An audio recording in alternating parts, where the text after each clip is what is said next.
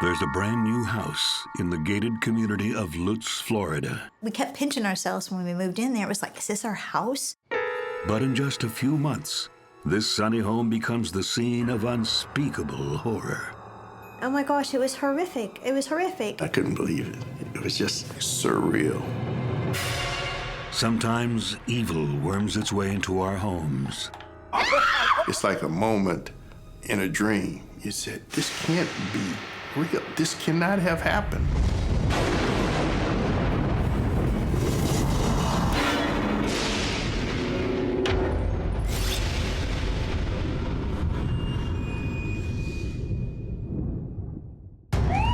On November 1st, 2006, police answer a desperate 911 call. As I'm walking up the driveway, I can see what appears to be blood from the doorway to the center of the driveway. There's actually drag marks of that blood going from one area of the house to another area of the house. You want to think the best, but we were thinking somebody was hurt really bad. What police quickly find is that two people are missing. There was a big urgency in trying to locate him immediately. What could have led to a bloodbath in this quiet neighborhood?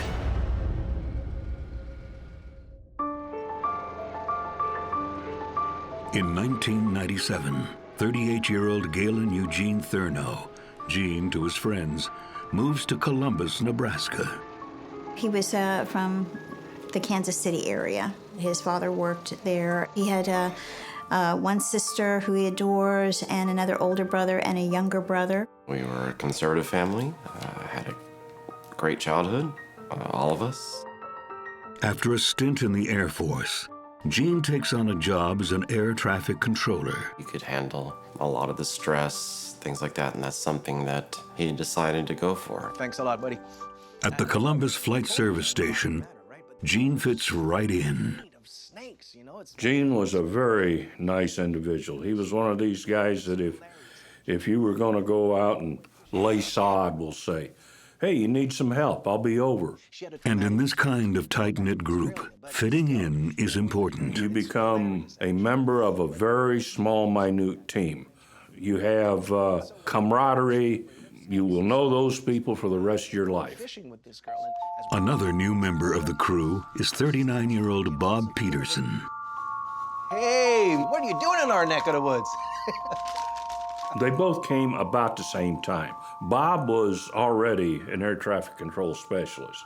He had transferred to Columbus, Nebraska because his father owned a farm, and he used to go home and help his father do the farming. Do you want some? Go ahead. Thanks. Bob doesn't fit in with the gang nearly as well as Gene. Bob was a quiet individual, not that he wouldn't speak to you. Bob, I would have to describe as kind of a loner. He was just a quiet, nice guy.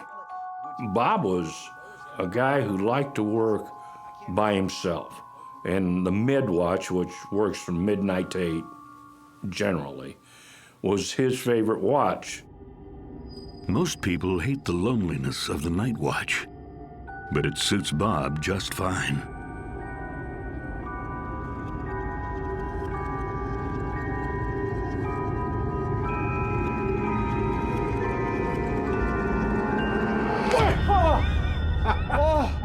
You scared the living daylights out of me. Should have seen your face. Oh, I got you there, didn't I?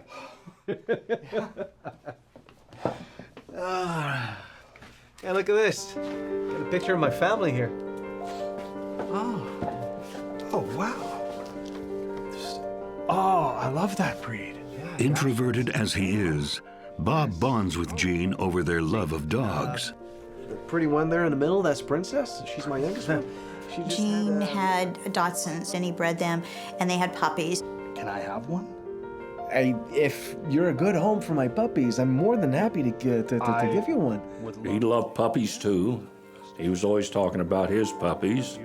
Gene loved his dogs. They didn't eat out of a bowl. They didn't, have their dog food. He had plates for them, and they ate whatever he ate. And they were his babies. He loved them to death. Gene's easy for Bob to get to know. He was one of these guys that would sit there and talk to you during the free time at work. You come over to my place, I'll introduce you to the mother, and you can pick a puppy. While things at work are going well, Gene's home life isn't quite so happy. His marriage to wife Sherry is headed toward divorce. He was married about 20 years. Gene gave her all the love that he could. Sherry, you can't be doing this. She just wasn't able to give back. She was a nice person, but also a selfish person. Gene, it's over. The final straw, her ex-husband had come back and promised her the world and that he would take care of her, and so she went away. He had some close friends that were essential for him getting through all this. Because obviously divorce was not what he wanted, but it was a difficult decision for him to come to. Sherry. His divorce comes as no shock to his co-workers. There are few secrets in this tight-knit world. It did not surprise me that they split up and went separate ways. Women, huh? Everybody had to concentrate on convincing him that he needed a new life. That's really good news. January 2002, Gene asks for a transfer to St. Petersburg, Florida. Part of the draw to get to St. Pete was just to be around family. It was like a breakaway, a new start. What's going on? Hey, I'm being transferred to Florida. Sunshine, I can't believe it. Gene's transfer will leave a hole in this close community. That's great. Congratulations. Thanks. Gene seemed like one of Bob's only friends. It doesn't take Gene long to find a new home. And soon, he starts looking for something else. A new love. It was very helpful to find somebody. He just wanted somebody that would love him as much as he could love them. Things are also looking up at his new job at the Flight Service Center in St. Petersburg. He transferred to us as an air traffic control specialist, and he worked out just perfectly at our job. As always, Gene gets along with everyone. Just a wonderful gentleman. Oh, this is your desk. Great guy to work with. Just a real good person. JJ, this is Gene, our new transplant from Nebraska. We already met. We have. But it's not quite love at first sight for 43-year-old Juanita, or JJ to friends, a fellow air traffic controller. Gene came January after 9/11, and after that event, there was heightened security. Someone else was coming in, one coworker, and then Gene was right behind him, like to piggyback, and it's like, whoa. Who are you? I'm Gene Thurnow. I just started today. Where's your badge? Yeah, sorry. Right here. Okay, fine. Thank you. That was the first time I met him, when his first day at work. I challenged him, as they called it, so. JJ's on edge for a reason. She's having a hard time with her husband. We'd been married 20 years, 3 children. He was just a very controlling person. JJ, would you happen to have a stapler? Oh, of course. Here it is. Oh, sorry.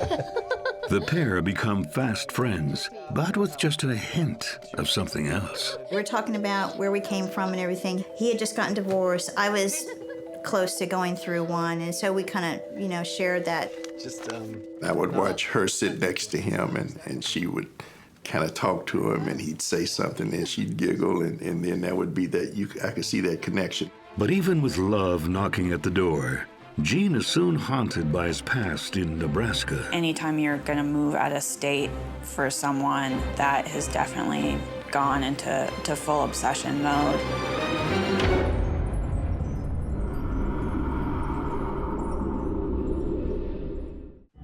Gene Thurnow is starting a new life in Florida, far away from a disastrous marriage in Nebraska. But his past is about to catch up with him. It starts with a strange letter from his old co-worker, Bob Peterson. Bob had sent him pictures of the the apartment that he was in when it was empty. And it's not just these photos. His ex-wife Sherry won't leave him alone. He was starting to get a little tormented because now she was talking about coming back or coming to move in with him, and I felt he was feeling a lot of pressure about that. But Gene is resolved to start afresh. He starts building a new house in Ellington. Very nice community, I would say, middle to upper class community. The homes in that area were in the $300,000 to $400,000 range. I'm sure you'll find everybody friendly. During the construction of his new home, the past becomes the present when a familiar face appears. Bob! Hey! Well, how the heck are you doing, buddy? Good, good. When Bob got a transfer to St. Petersburg, we did not think it odd at all. We figured he was doing it for his career. A freshly minted Floridian, Bob needs a place to live. His timing is perfect.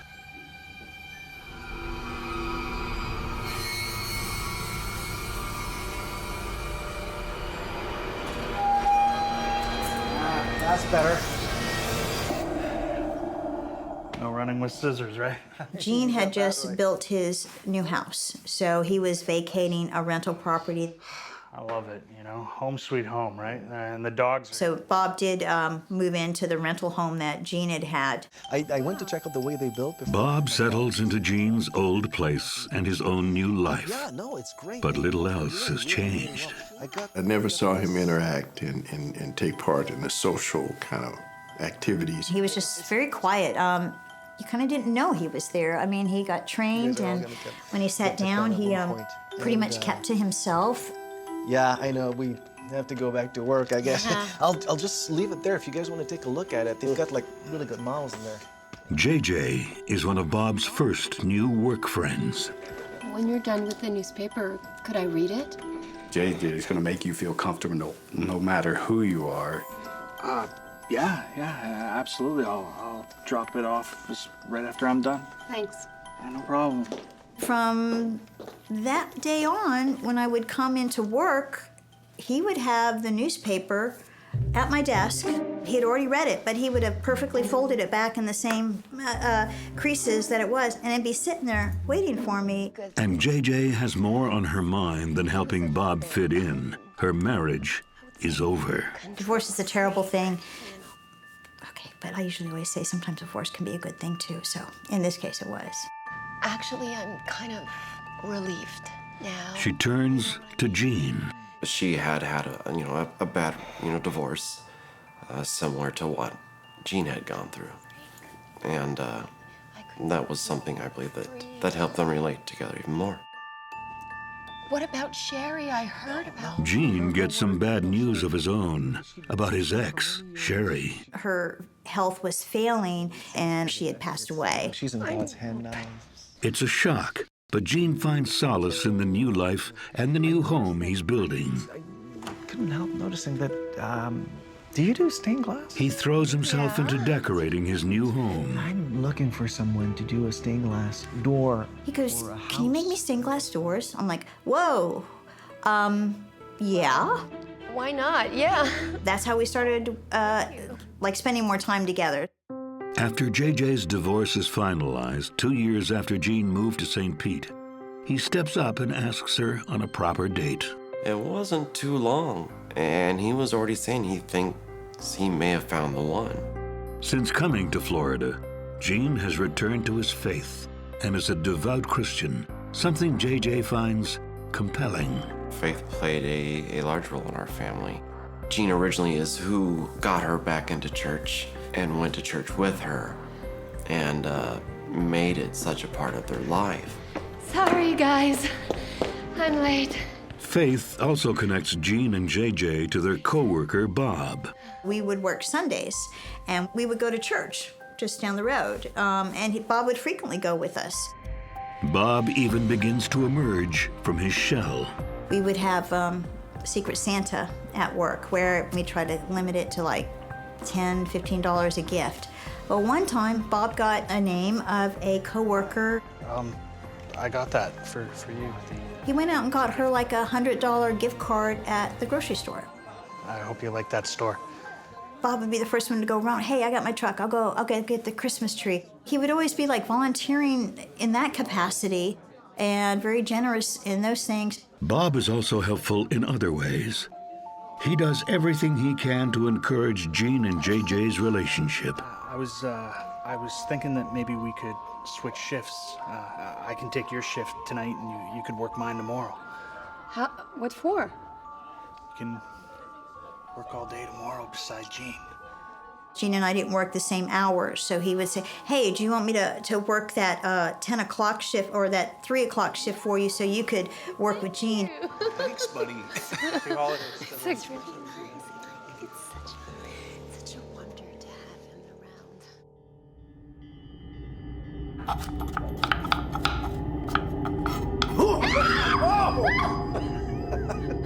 You should have seen your face. It's absolutely priceless. Hey, look what you got. Around this time, Jean gets a card, but not from JJ. Look at this. It's so funny. He had gotten a card from Bob denoting an anniversary. And it could have been, when they started working together, and it had some very nice, sincere writing on it, thinking about you, best friend or whatever. It wasn't just like a guy kind of slap on the back kind of thing card. It was a, it did not make Jean feel very comfortable at all. It's just so The card is curious, but Jean and JJ are preoccupied with their own relationship issues. Jean's religious awakening has redefined his dating habits. JJ. This man loves me, but he stopped dating me because we're having physical relationships, and that's not God's way. That's not the Christian lifestyle that he wants to have as a part of his future, because the other ways didn't work before. Jean decides to break it off, but he can't seem to stay away from JJ. Bob notices. Hey, Jean.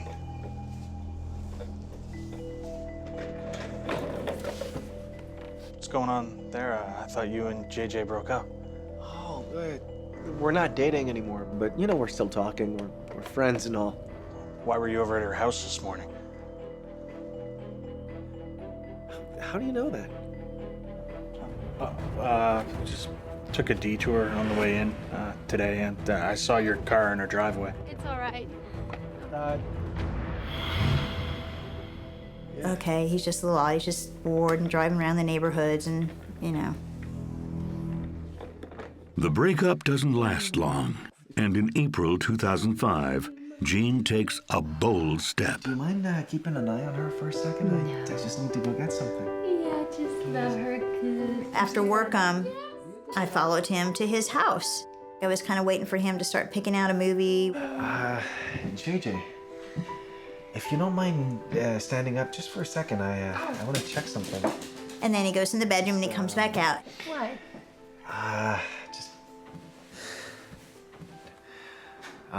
And handed me a box. There's a note folded up really small and shoved into where the ring is supposed to be. I was just like overwhelmed. I'm like, really?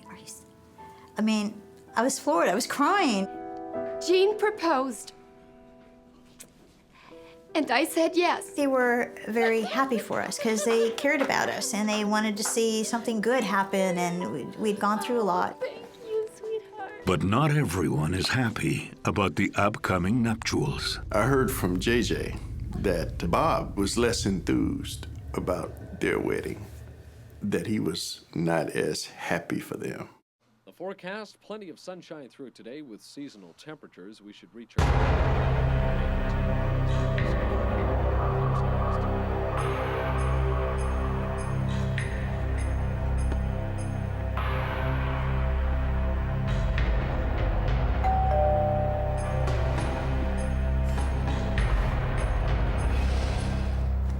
He gave us this beautiful vase. It was a crystal Waterford vase. It was a limited edition, and I think the value was like $600 something. And it was like, whoa, okay, thank you, Bob. So by the wedding day, any ill feelings are swept away. We did it at Jean's house. It was just so quaint and beautiful. And then the next day we went down to Key West for our honeymoon. With the knot now securely tied, Jean and JJ are ready for a new place, together. We decided that we were going to sell Jean's house and my current house and then build our own. They were building a beautiful home, very nice community. That subdivision was a newer subdivision at the time. Homes were just going in. It was a gated community. It's not just a new house in a safe community. It's their dream home. This is going to be our sanctuary. We're going to raise kids here. We're going to live here. We're going to retire here. We're going to celebrate it with our family. Gene puts his current house on the market. So what's the temperature of the pool now? Oh, it's probably around 78 or something. And Bob's the first in line to visit. Mind if I take a dip? Mind if I indulge? Oh, yeah, why not? Sure, go right ahead. He thought it was going to be like a day lounging around the pool, but Gene and I, we had other things planned for the rest of the day, so he seemed a little disappointed that we weren't enjoying the pool too. Hey, look, you know, I know I already rented your apartment, and would it be weird for me to maybe suggest that I might be in the market for this house? Oh, wow. Taking it off your hands? Why would that be weird? It's a beautiful house. Bob bought his house at the asking price. And I thought, in that day's market, that's awfully generous of him because, you know, you could get houses much less than what the people asked for.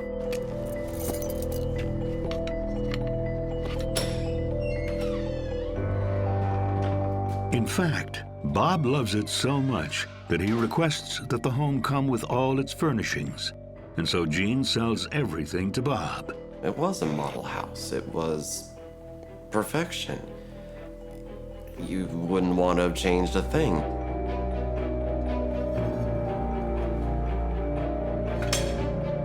Bob thinks he's bought everything. But when he sees that the bedroom linens and bedspread are not included, he's disappointed.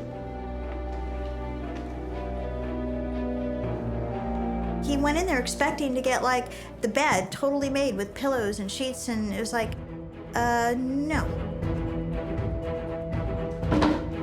It's like, why does he want these personal items, these things that are so so intimate? I wrote out, okay, I don't know if Bob's had a house before, you know, maybe he just doesn't get it. And Bob's behavior, already odd at times, is about to get even stranger. It was, you know, such clear evidence that he was keeping really close tabs on them.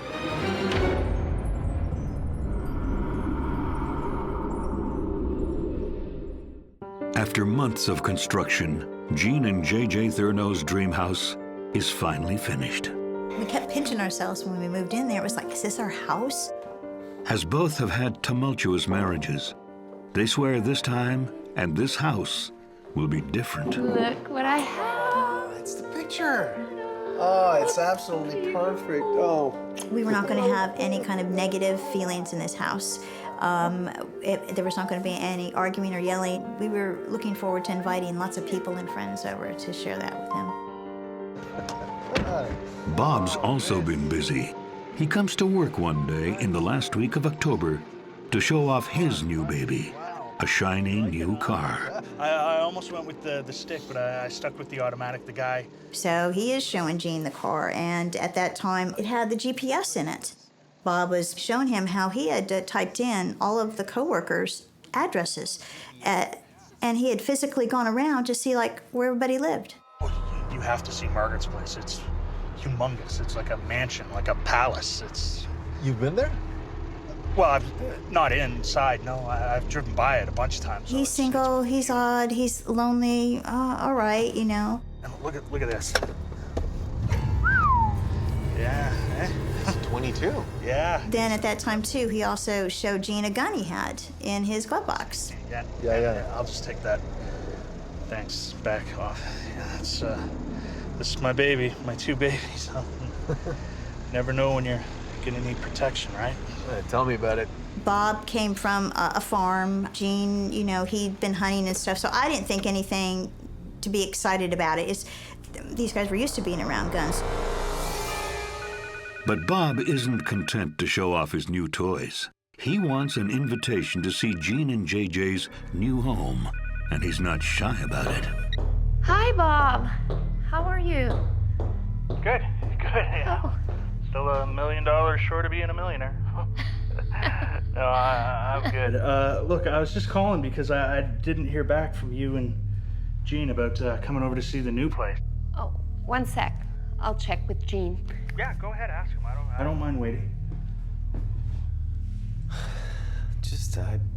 Yeah, all right. Yeah, I guess that'll be okay. Well, how about November the 1st? You know, I think that's a good day for everyone. We all get off at the same time. I can head over right after work. Okay, great. Okay then. All right, you guys have a good night. He says he has a present he's just dying to give them. He kept saying, oh, I got this awesome housewarming gift idea for you guys. You're not going to believe it. On November 1st, the three head for the new house. So, Bob, you're gonna follow us? I know where it is. GPS. What they don't know is that Bob knows the route by heart, even without his GPS. You see the pool right there, so. When they finally arrive, Gene proudly gives Bob the grand tour. You want some pizza? Yeah. Yeah, if you don't. Thank you. Welcome. That's great. Yeah, please. Hey! The three chat for a bit, but JJ is restless and keen to get on with their night. Gene and I had plans. We had a list of things to do. We were just expecting Bob's visit to be kind of short. Would you like something else? Yeah, sure. Why don't we have some tequila? What about iced tea? I offered him several beverages, thinking he was done, and it was always something different. He just kind of kept lingering. Bob finally gets up. I'll be right back. Okay. But only to grab something from his car. He wanted to show us the gift that he had anxiously and carefully prepared. That's for you guys. The ultimate housewarming gift.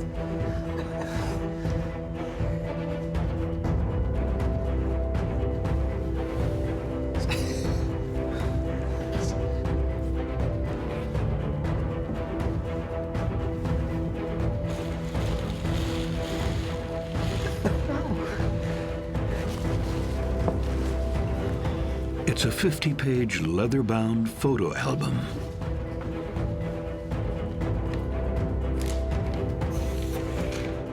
It's stocked with photos of JJ and Gene's house through its various construction stages.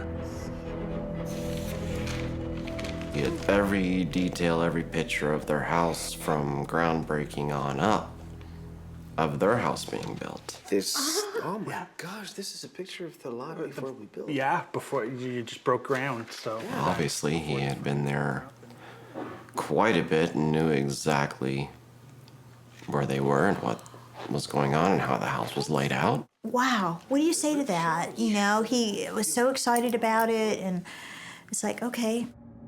It was just a pet project, a passion project, so I wanted to see it through right. Oh, well, thank you, Bob. I'm trying to be polite, and I get to the back of the book, and it's after the house is completed. That one right there that was just a couple of days ago. Bob continued to take pictures of our home even after we moved in because you could see our furniture there. It was, such clear evidence that he was driving by all the time and that he was keeping really close tabs on them. The couple doesn't have much of a chance to react. Within minutes, there's an unexpected knock at the door. It's my daughter. JJ and her daughter have to run an errand. Hey, darling, I gotta go. I'll be back in an hour. Thanks for the gift, Bob. I love you. I love you too.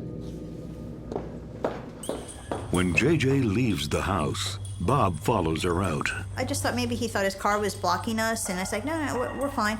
But he went straight to his car, and then Cassie and I left, so I don't know what he was going for. He was getting something out of his car. What JJ doesn't know is Bob has something else for Jean, something he's been obsessing over for years. I started thinking about how this could not be a very good ending.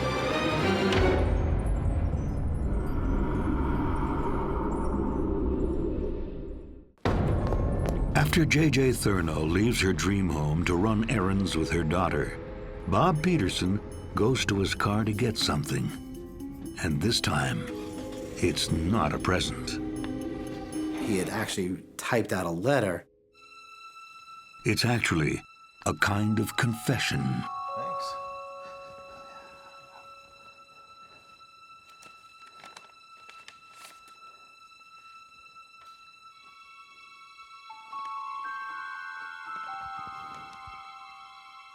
Dear Jean, I have tried to say this to your face, but I always chicken out. I guess I really am a coward. That's why I'm writing this letter instead. I get the impression that most people think that I'm gay. To be honest, I don't know what I am. Jean is stunned as he continues to read. Between the ages of 19 and 25, I had sex with 25 different men, yet I wasn't in love with any of them. Never been in love with another man until I met you. Do you believe in love at first sight, Jean? Bob decided he was gonna tell Jean about his true feelings. I envy JJ. She can see you and touch your naked body every day. Jean, I love you with all my heart and soul, and I only want to bring you pleasure. I know how good it feels. From personal experience all those years ago, I realize this goes against the teaching of the Bible, and I've already asked God's forgiveness, and I know He will forgive you also. Jean's shock turns to anger when he reads, I'm not leaving your home until you let me taste your manhood.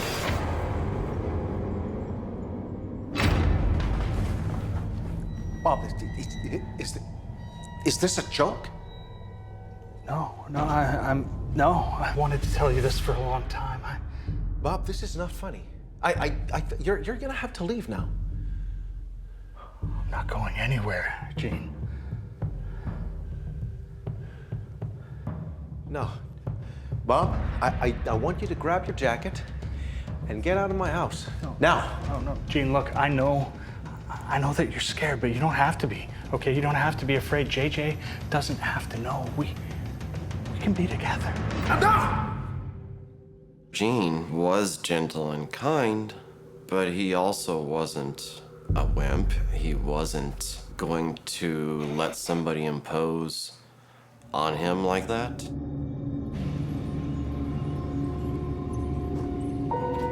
When JJ returns, she's relieved to discover Bob's car is gone. But he's left something in his wake. I see these dark red marks on the driveway that lead to the front door. Well, our front door is maroon. One of our projects was to touch up the front door because chips of paint had come off, and I thought, oh, Jean is starting to do some of our to-do list. The door is unlocked. Honey, Jean? You home? Jean? Then she sees something odd on the floor. It was so wet, and the reflection from the light, it just looked really fluorescent. And I remember reaching down and touching it, and it was wet, and I actually wiped it on my pants. But this wet red liquid isn't paint. What it was blood.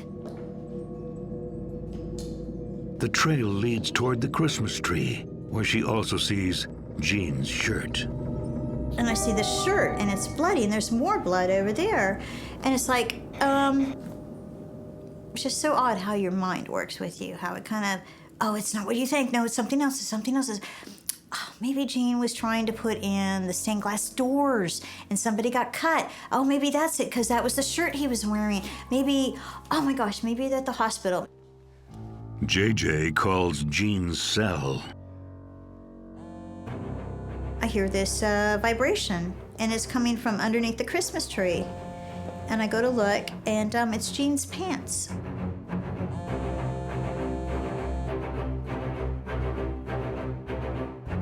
I see his shoes and his socks, and I see his underwear. She tries to call Bob, trying to figure out what's going on, what happened. Hi, you've reached the voicemail of Bob Peterson. I'm not in right now to take the call, but if you leave a message at the tone, I'll... Panicked, she calls 911. Clothes are here, and there's blood on the floor, and yes. It's then that she spies the letter addressed to Gene. The note was half folded, put into an envelope. So I'm reading that letter when I have the dispatch on the phone, and it's like, he wanted to rape my husband. Oh my gosh, it was horrific. It was horrific. Then she makes an even more shocking discovery. And then I'm like, oh my God. I started thinking about how this could not be a very good ending.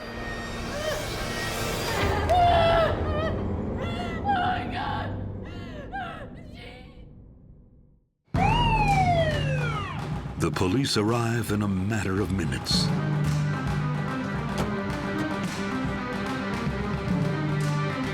As I'm walking up the driveway, I can see what appears to be like almost a drag mark of blood coming from the doorway to the center of the driveway. Walk into the front door, there's actually drag marks of that blood going from one area of the house to another area of the house. We see an unfired bullet on the floor. The police issue a missing persons alert, but no one thinks Bob and Gene are just missing. You want to think the best, but we were thinking somebody was hurt really bad, not knowing which one. Could have went either way. There was a big urgency in trying to locate him immediately. The home is considered a crime scene, and investigators work throughout the night. JJ's not allowed back until the next morning. She's not alone long. By the afternoon, she's surrounded by family. I was at work when I first got the call from JJ. I left work immediately, and I called my sister and had her call my brother and my parents from there. And then we all headed up to their house. I just remember family members started showing up. Meanwhile, one of the first places the police check is Bob's house, Gene's old house. It didn't appear anybody was there. Actually, the home looked like it had barely been lived in. The search stalls until suddenly they catch an unexpected break. I had spoken to Bob's brother. He had mentioned that at one point Bob had lived in Safety Harbor area. He had said that he didn't know he'd even had the new house yet down in Ellington. The address isn't familiar to JJ or anyone from their work. Bob bought Gene's home. Why would he have another home?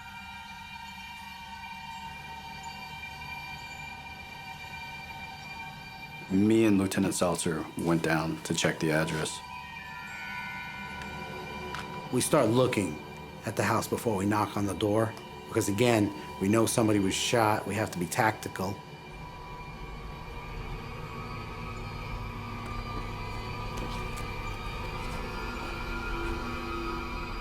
There's the Pontiac that belonged to Bob in the garage. The car door was open, and you could see the blood in the passenger's compartment, and then blood going from the garage door into the house. We went around, we did another check of the home, and while we were checking out the rear of the home by the sliding glass door, there was a smell that was coming from the residence, This house was a lot different than the house in Ellington.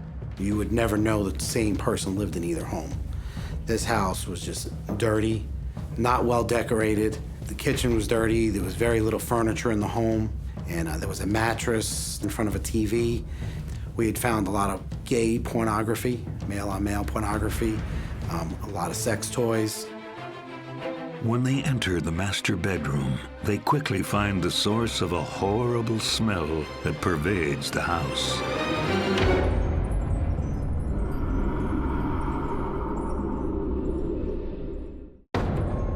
Gene Thurno and Bob Peterson are missing, leaving behind a bloodbath.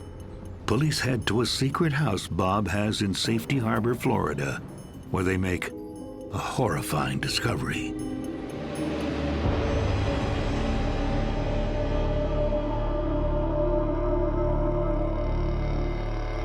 Bob was lying in bed. He had a gunshot wound to the head. And Bob isn't alone. We find, unfortunately, Gene on the floor, naked and deceased.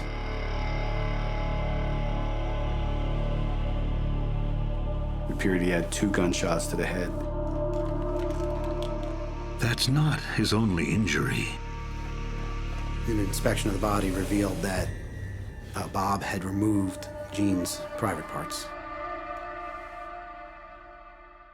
The news JJ has been both desperate for and dreading for 2 excruciating days finally comes.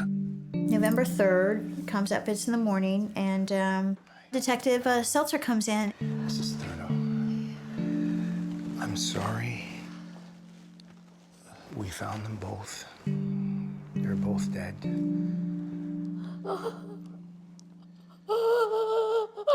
No. And it's, you know, it still doesn't like click, and it doesn't click. I'm sorry.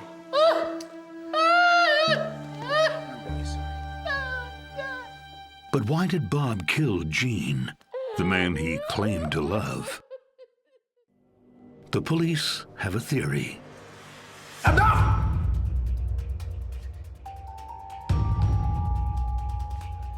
Take your jacket and get the heck out of my house! And one more thing. Just stay right there! After Gene rejected Bob, he snapped.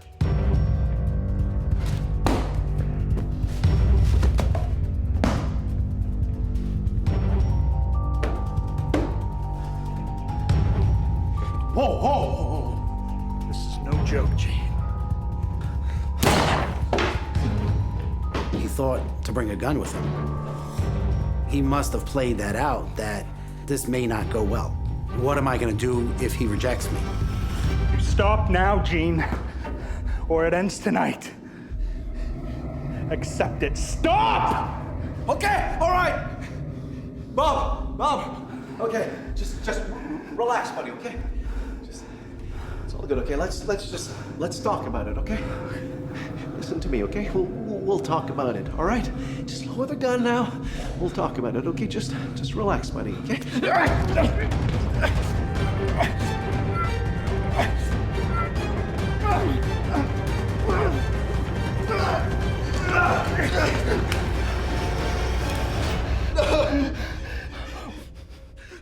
Why did you do that?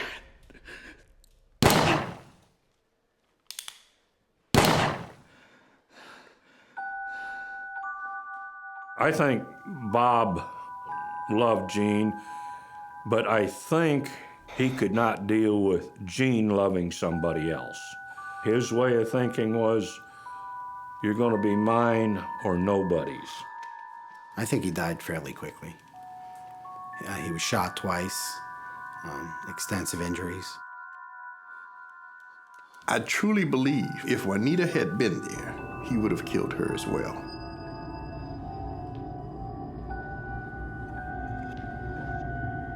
And why he removed Gene's genitals remains unclear. We found the razor blade that had been used to remove them. Police search, but find nothing. I mean, we checked everywhere. Even the medical examiner's report, we checked stomach contents, other cavities, wasn't there. There was one drop of blood on the toilet. Whether it was flushed, we don't know. In the end, Bob took the same gun he used to kill Jean to end his own anguish once and for all. He ended his life, which is a sad thing too, because there was a really good part about Bob. You know, it was a little bit odd, but he had a heart, and he was giving and caring. There was just another side to him that was unbalanced that he fought with. Even in the wake of this horror, JJ has found solace in one thing Bob couldn't take from her: her faith. God's strength and mercy has gotten me through it. And that was the only thing I had to hold on to. They did a beautiful job in the house. He took away my future with my husband, my home. How can you hate somebody who doesn't know what they're doing, who is not thinking right? How can you hold him accountable for that? I think that he was just so tortured. For Jean's family, forgiveness remains elusive. I still don't know if I've actually said it myself that I forgive him. There's still no closure to it for me. For JJ, forgiving doesn't mean forgetting. I was ever so blessed at being around Gene, to see that kind of light, to see that type of person, to be exposed to that person. He's still my inspiration as to how I want my life led. Even though he's not here, he's still kind of here, you know, so.